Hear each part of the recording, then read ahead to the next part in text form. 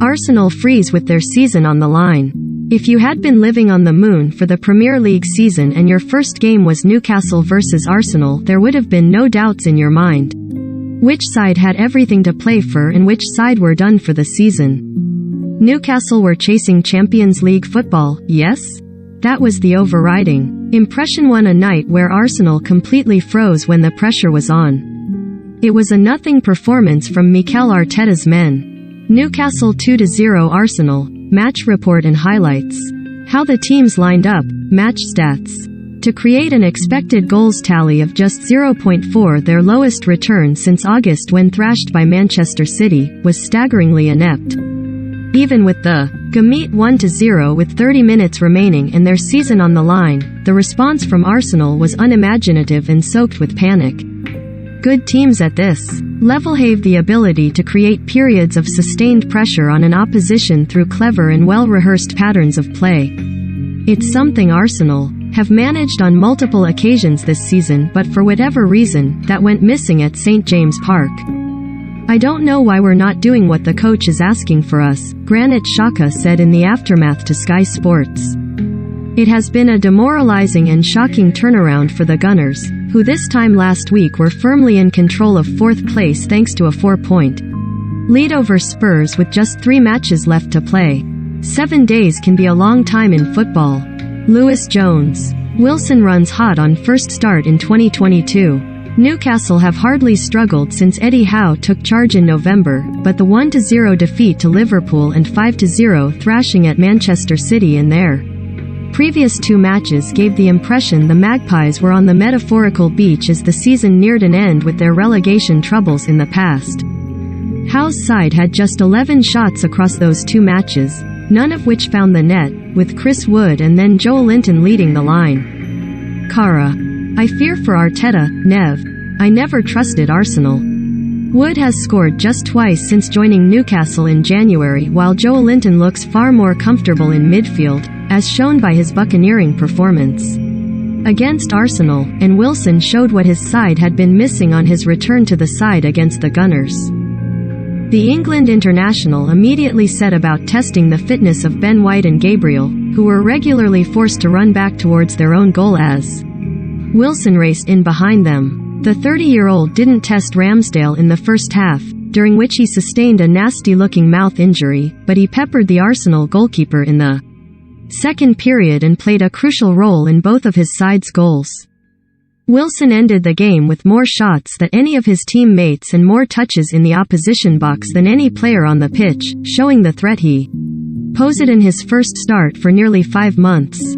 Despite his lengthy absence, the striker is still Newcastle's top scorer this season with 6 goals, and he will be hoping to add to his tally and help Newcastle end their season on a high when they travel to Burnley on Sunday. Joe Schreed. Mahrez misses but City show powers of recovery. The London Stadium was a cauldron of noise as the home supporters, already in buoyant mood amid emotional tributes to their departing captain Mark Noble, jubilantly celebrated Jared Bowen's second goal against Manchester City shortly before half-time. This was a game in which most expected City to move 6 points clear of Liverpool, putting themselves on the brink of the title with 1 game remaining. But West Ham had other ideas. Bowen's double put City in unfamiliar territory. They had not trailed a Premier League game since February, let alone by 2 goals. But this team have a steely side in addition to all their quality. West Ham 2-2 Man City. Match report and highlights. How the teams lined up. Match stats. Injuries had robbed them of Ruben Dias, John Stones and Kyle Walker, leaving them with a makeshift backline which West Ham succeeded in exploiting, but their response was immediate after the break as Jack Grealish pulled one back before Vladimir Safal's own goal brought them level. They walked off the pitch at the end of it all in deflated mood despite their efforts, Riyad Mahrez's botched penalty making the draw feel more like a missed opportunity than a creditable comeback. But the point may yet prove crucial in the title chase, and it keeps their destiny in their own hands ahead of their final game. City could have crumbled. Instead, they showed powers of recovery in difficult circumstances. It may make all the difference. Nick Wright. Everton must keep composure to secure safety. With 11 men on the pitch against Brentford, Everton would probably have won. They went 1-0 up, had the crowd behind them, and were playing with their tails up. But in situations like theirs, moments like Jared Branthwaite's horrible misjudgment and lunge on Ivan Toney, which got him sent off, can derail everything in a second. And though to their credit, they were ahead as late as the 61st minute, they were deservedly beaten by the Bees in the end. Everton 2-3 Brentford. Match report and highlights. How the teams lined up. Match stats. Had Branthwaite stayed on the pitch, Everton's Premier League safety might well already be assured. Because he didn't, they go into Thursday night's crunch game with Crystal Palace on the back of a chastening defeat and running out of available defenders. Given the character Frank Lampard's side have shown in recent games, earning a first away win since August against Leicester last weekend, you would expect them to get over the line in the final 2 games of the season. But if they don't, it will probably come down to more moments of madness. Everton shouldn't be anywhere near the relegation fight with the raw quality in their squad, but it takes a lot more than quality to achieve success. They finally look capable and motivated after struggling for so long this season, but banishing those individual mistakes is still their biggest concern. Get through the next 2 games without any more repeats, and they should be playing Premier League football next season. Ron Walker. Lloris dodges bug to show epic Spurs leadership. How easy it could have been for Tottenham to fall back into the trap that scarred them 16 years ago. Tottenham 1-0 Burnley. Match report and highlights. How they lined up. Match stats. It's May 2006 and Arsenal and Spurs are gunning for 4th place. Ahead of their final day game away at West Ham, a mysterious illness hit Martin Jones' Tottenham squad in a dismal draw at the Hammers saw Arsenal finish ahead of them in the final Champions League spot. Lo and behold, a similar bug hit Tottenham this week. Antonio Conte was alarmed to hear from his medical team that several players, including both his first-team goalkeepers along with Harry Winks and Dejan Kulusevski, were too ill to start. Tottenham folded in that situation 16 years ago, but they did not this time. Step forward Hugo Lloris, who not only played the whole 90 minutes but kept a clean sheet, which included making a crucial save from Maxwell Cornet's one-on-one in the first half. Head coach Conte hailed his captain for showing the determination to keep playing despite his illness, even though the Italian coach did not sound at all. It wasn't easy because yesterday morning the doctor sent me a message that a few players they felt not well, with a stomach problem, vomiting and also a Hugo Lloris after Tottenham's win over Burnley. Hugo had a fever, but there was no chance of missing an important game. They showed to be very professional and understanding the importance of the moment. Hugua our captain and he never wanted to miss the game. Since Conte joined the club, Lloris has tied himself down to a new contract and solidified himself as one of Tottenham's most important stars. There is no doubt the French goalkeeper is central to Spurs' progression under Conte. Sam Blitz. Frank shows why he's up for Manager of the Year. Rico Henry scores the winner for Brentford at Everton. Thomas Frank was announced as one of 5 candidates on the shortlist for the Premier League Manager of the season last week, and rightly so. Guiding Brentford to mid-table on a small budget, while the other 2 promoted sides have endured torrid seasons, is mightily impressive.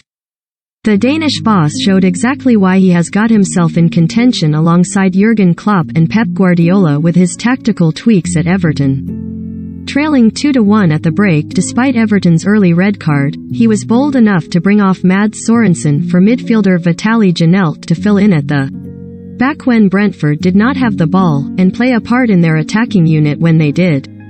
Another 13 minutes later he did the same thing again, adding central midfielder Josh Da Silva to his backline in place of right-back Christopher Odger.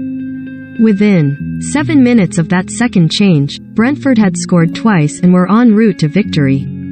Without the technical quality or resources of some of the teams around and below them, Brentford have had to think outside the box and draw on other aspects of their setup for success this season. Frank's own noose, as shown at Goodison, plays a major part in that. Ron Walker. West Ham's royal send-off for Noble a fitting tribute. A prince paying his respects to a noble? The sight of Prince Albert of Monaco in the stands at the London Stadium was one of the more surreal moments of a Sunday in which West Ham gave club captain and stalwart a right royal send-off. It turns out the Prince and Noble share a mutual friend. But overall the occasion was a fitting finale to his committed, loyal 18-year career in East London. A pre-match montage had him in tears, with the West Ham fans able to show their appreciation to a player who, in his own words, had lived their dream. But when kickoff came he was on the bench.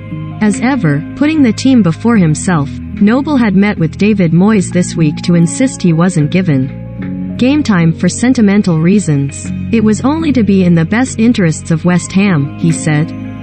Noble leaves West Ham in a strong position, as their 2-goal lead at halftime against Man City showed. They've had a fantastic season and the signs are the Yare on the rise. But it was significant that Moyes sent for Noble when City had pulled themselves level, when West Ham needed someone to give them a foothold again in the middle of the park. Even now, at the end of his career, Noble is still playing an important role when he's on the field. It's a tribute to his off the pitch. There's no secret about the influence he has in the dressing room and, in particular, on his successor at the heart of the midfield, Declan Rice. He revealed afterwards to Sky Sports that West Ham's management want him to continue to play a role in the future. That seems inevitable. Noble's place has been and always will be at West Ham. Although, perhaps there is time for a well-earned holiday for now. Apparently. Monaco nice this time of year.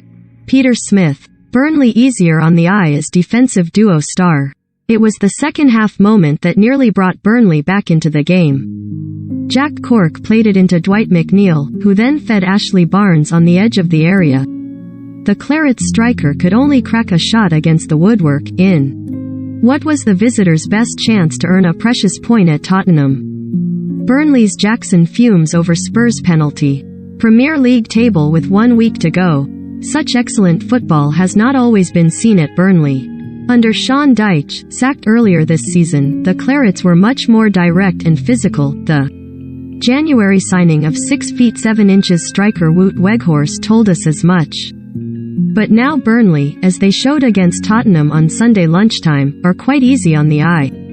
Goalkeeper Nick Pope plays excellent balls out the back. The Clarets are not afraid to press teams high and they create plenty of chances from open play. Barnes' woodwork effort and Maxwell Cornet's missed one-on-one opportunity on Sunday are just 2 examples. But that is not what Burnley need. They need the pragmatic and efficient style of Dyche if they want to stay in the Premier League.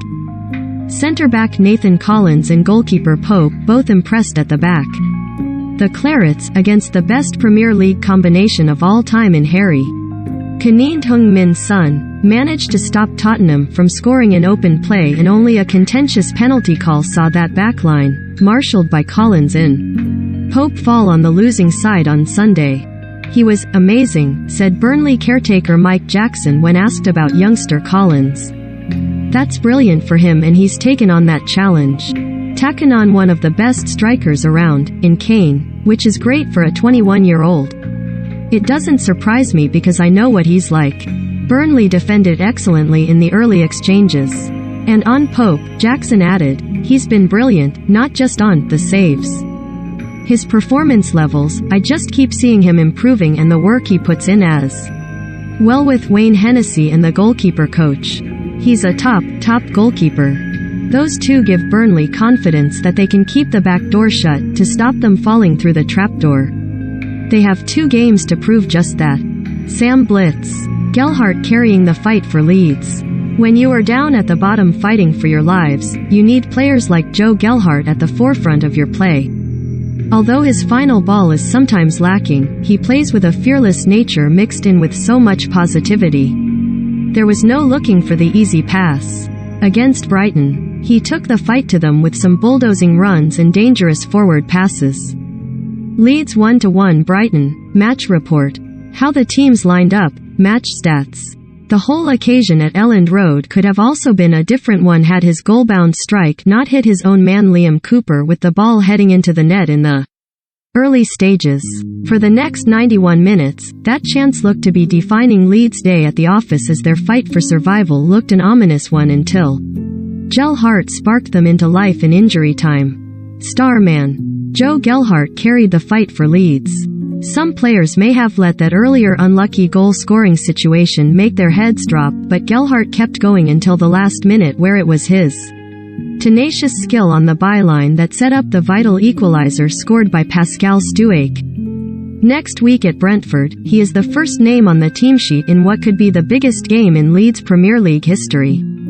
Lewis Jones. Positives for Leicester is Vardy, Barnes and Maddison shine. A winning mentality is formed every day and in every game you play. The message is clear from Leicester City boss Brendan Rodgers to his side following their 5-1 hammering of Watford at Vicarage Road. Twitter. Due to your consent preferences, you're not able to view this. Open privacy options. In terms of this season, the Foxes only aim for their final 2 games of the season at Chelsea and at home to Southampton as a top-half finish, but the longer-term aim is clear for Rodgers and his side. I've spoken about the importance of putting a marker down for next season, Rodgers added. We didn't want to go out with a whimper and be soft and think there's nothing to play for. Even if you have nothing to play for as such, in terms of trophies or European places, that's when your winning mentality comes.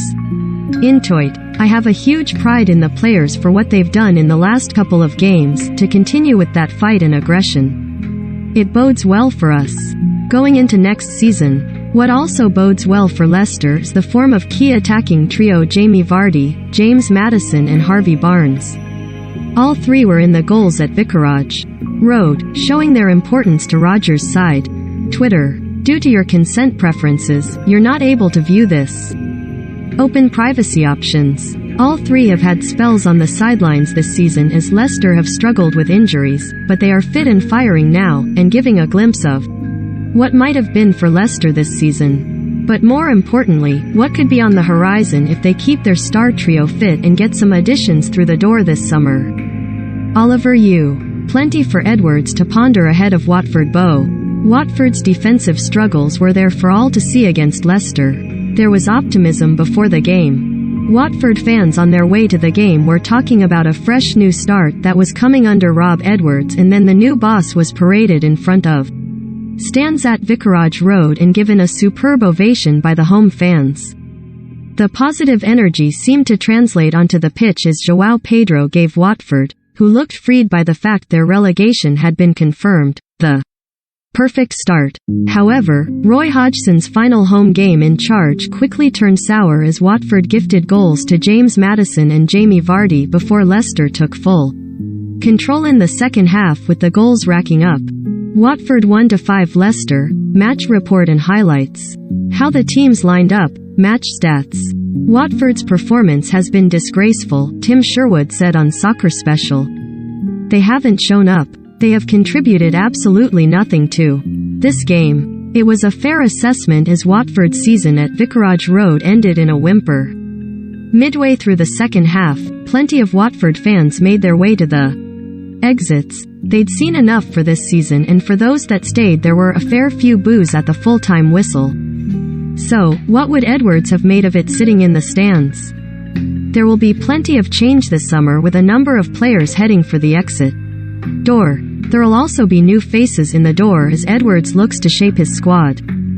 Had have known he had a big job awaiting him this summer, but after today's game, he'll be fully aware of the size of the rebuild facing Watford as they head for the championship.